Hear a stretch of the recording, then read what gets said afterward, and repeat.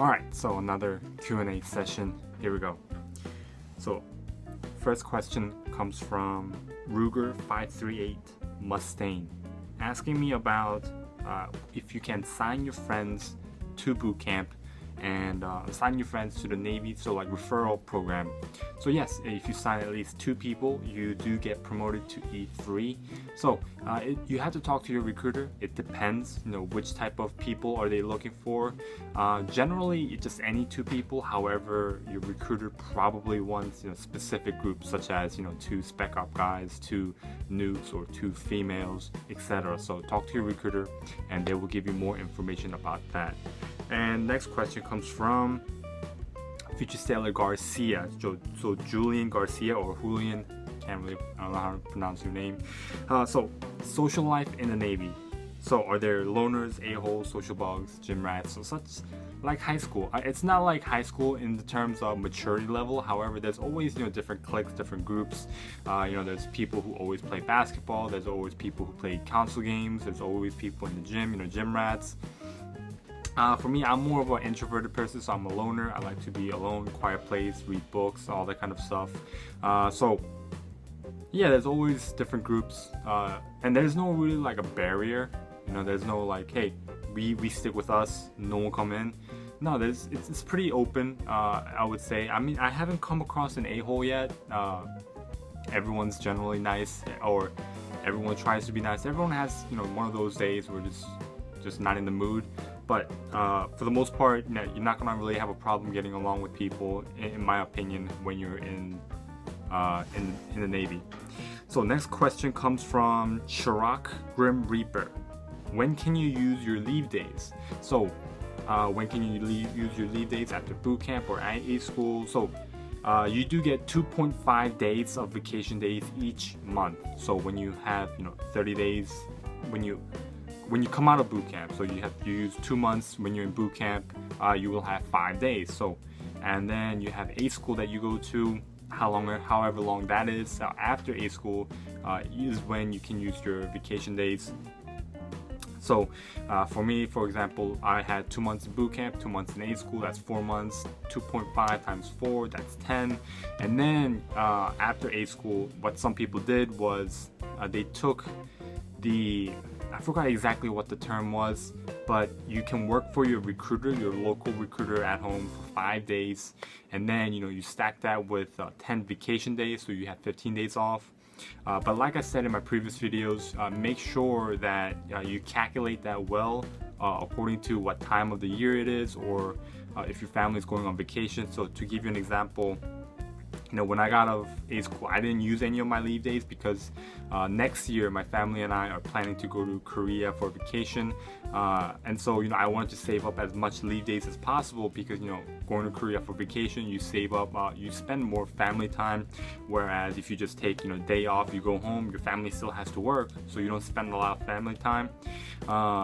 And so what some people did was, straight out of high school, they took their vacation, and then now they don't have any more vacation days. So for Christmas, they can't leave, they can't go anywhere because they don't have any vacation days. So for me, I'm going home because I have vacation days saved up. So make sure that you know when you're using your vacation days, and you just plan ahead of time. So next question comes from Kid Hollywood on shipping your car. So if you have a car at home and you want to ship it to your A school or your ultimate command, so depending on how long your A school is, or if you can actually just like go home or for the weekend, or if your home is close by to a different state, a couple of hour drive. So like, to give you an example of what one of my friends did when I was in A school. When I was in Mississippi, his state, I forgot exactly which home state he was in, but it was like a 3-hour drive. So when he was in A school, his girlfriend drove over, picked him up, drove back, and then got his car, and then he drove back. So so that works that way. And let's say you're in a totally different coast. Let's say your hometown is in California and you're stationed in Virginia, right? Totally opposite. Then you would have to pay. So one of my friends, he shipped his car from his hometown to Virginia. I think it was like $400, no, $600. Yeah, $600 out of your pocket. So when it's from a base to base, so initially when you are shipping your car from home to your base, you would have to pay. However, let's say now you work in, let's say, Virginia, and then you go all the way around and you go to California with your ship because you're stationed there. Now the Navy will pay. Okay, the Navy will give you money for you to ship your car to the opposite side. So next question comes from Mr. Neal 4, and about saving plans. So your recruiter is not going to have a detailed saving plan with you. No one really is. However, when you are in the fleet, there is a lot of what's called a fleet and family center. So they help you with your financial planning. So you have that resource accessible to you. And also there is a TSP, which is a thrift savings plan, which you put money away, and that the TSP invests your money, and then you have access to that once you retire. So that's a plan. I'm personally not opted into that. As far as saving plan, it's in my opinion, you have to be your own best banker. You have to be your own best financial advisors, and always seek information, always seek knowledge from those around you with more money that have a better understanding of it, and then kind of build off on your own savings plan and make it a realistic goal for you. All right. So next question comes from Remember Neal. Oh, going back to Kid Hollywood. Like I said in my previous video, ideally you should be able to save $1,000 each month when you're in the Navy, easy. I'm an E1 and I'm able to do that. There's some people who are E3s and above who are really, really poor at doing that, and they're not able to save $1,000 each month. So you are able to save easy $1,000 each month. Just like always, the common saying goes, live below your means. All right, don't be spending a lot more money than you're earning, and also don't spend half your paycheck each month. All right. So next question comes from Remember Neal as to the competitiveness of a rate. So when you're in the field, there's always competition, right? So as far as competition, a lot of the times, from my experience, a lot of people, there are motivated people and there are also not really motivated people. The motivated people who work really hard are generally the ones that get promoted, or generally the ones that get awards and all that kind of stuff. So the separation, I believe, is going to be very, very clear as to who's motivated to work and who's not motivated to work. And in my opinion, is there some type of favoritism sometimes? Yes. There is some favoritism that I can see, in my opinion. But as to the competitiveness, for example, when you get promoted, right? When you're E3, you take the exam to go to E4. There's only a certain amount of people that can get promoted, so they're going to take the top scores. All right. So you have to really be on your game. Okay, you have to study hard, you have to work hard so you can get awards, so you can get more points.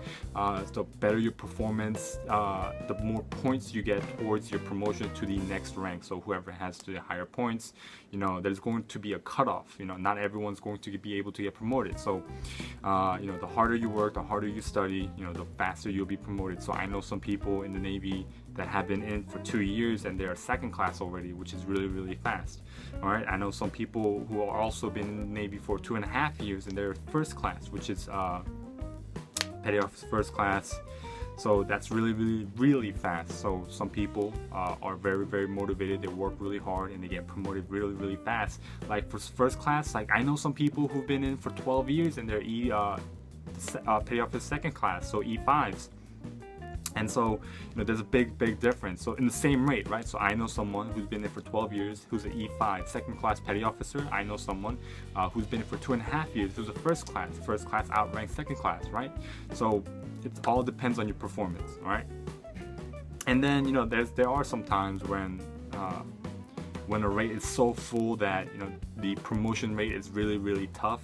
So, I've heard of rates like LS. A while ago, like long time ago, there was a time when promotion from E6 to E7 was only one on each coast, one on the East Coast, one on West Coast. But I've also heard sometimes when LS from promotion from E6 to E7, there's like 200. So it all depends on the availability of the rank. Okay. And the next question is, it's a general question that I get a lot of, which is A school tips and social life, and study tips.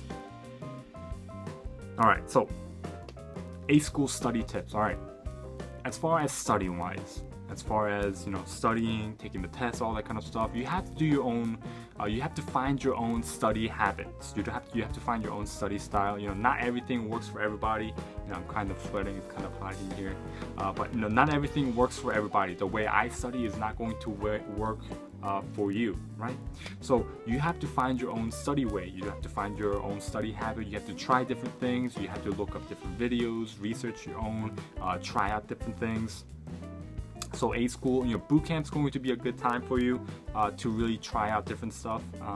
So no cards, flashcards, if that works for you. For some people it does, for some people it doesn't. But I do highly recommend that you actually give it a try, or you try study groups, or you don't try study groups. So try out different study habits, see how it works, and then just hone your skill, and then be a better test taker. All right, because in the Navy in general, all tests are multiple choice. There's no like open-ended questions or nothing like that. Everything in the Navy is multiple choice questions. So there's always an answer to the question that you are reading. All right. And also the social life, can you go out drinking, can you go out see movies, all that kind of stuff. What's the policy? It all depends on your A school. You do get what's called phase cards, phase 1, 2, and 3, which is not how it is in the actual Navy, but because you are in the transition period from boot camp to the Navy, the phase card is it's like a thing to make sure that you're still doing the right thing. All right, so phase card, basically like phase 1 is like, you can wear your civilian clothes, you can go out for the weekend, or you can go out after school and then do your own thing, and then come back by a certain time. And also like phase 2 is like maybe a phase down, which is you have to come back at an earlier time. You can still go out, you can still wear civilian clothes, and then like phase 3 is, for example, like you can't wear civilian clothes and you can't go out. So it depends. It depends on your A school. It depends on the rules that they have. Each A school is different.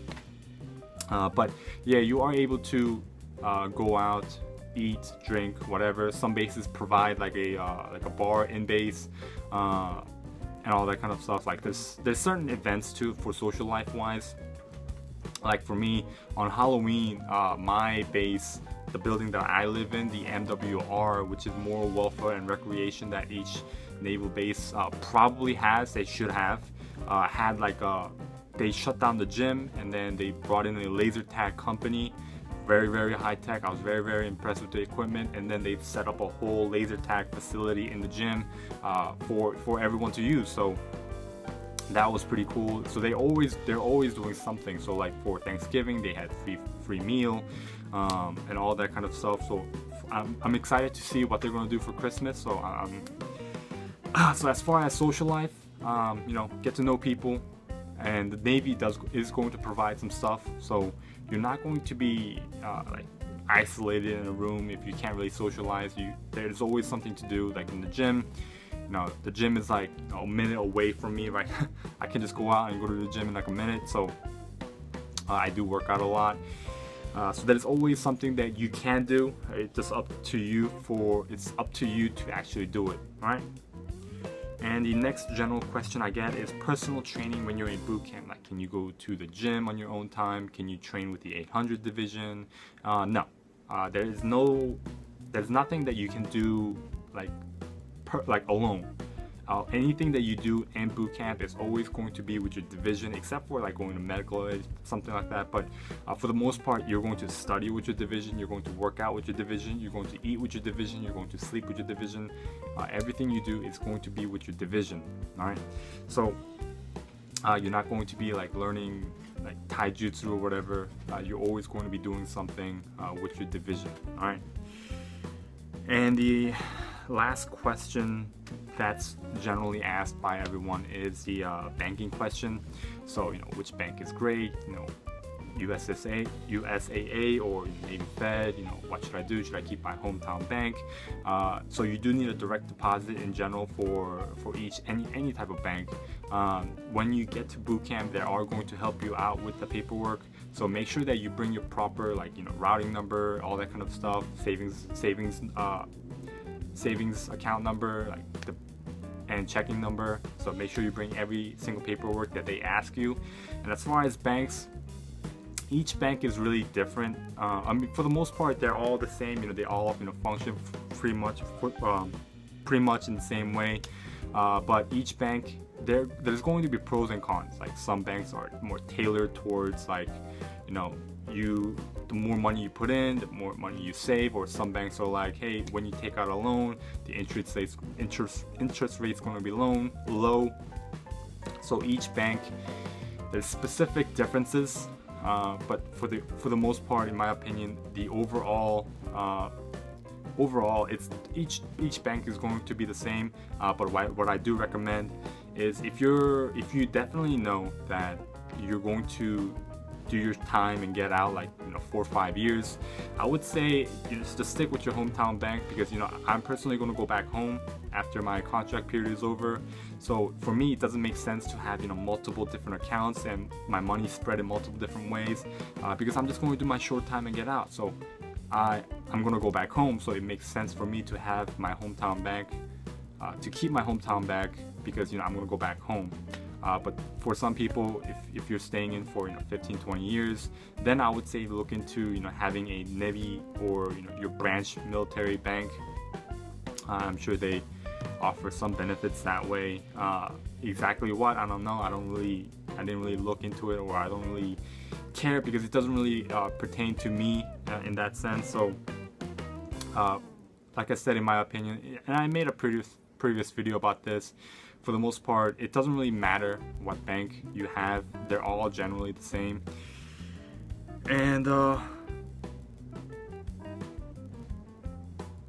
yeah, that's really it. So thanks for watching, guys. If you have any more questions or recommendations for future videos, leave it in the comment section below. And if you have any more questions that you want me to make a video with, make sure you put it on Monday's Ask video. All right, guys. Thank you, and have a great Navy Day, guys.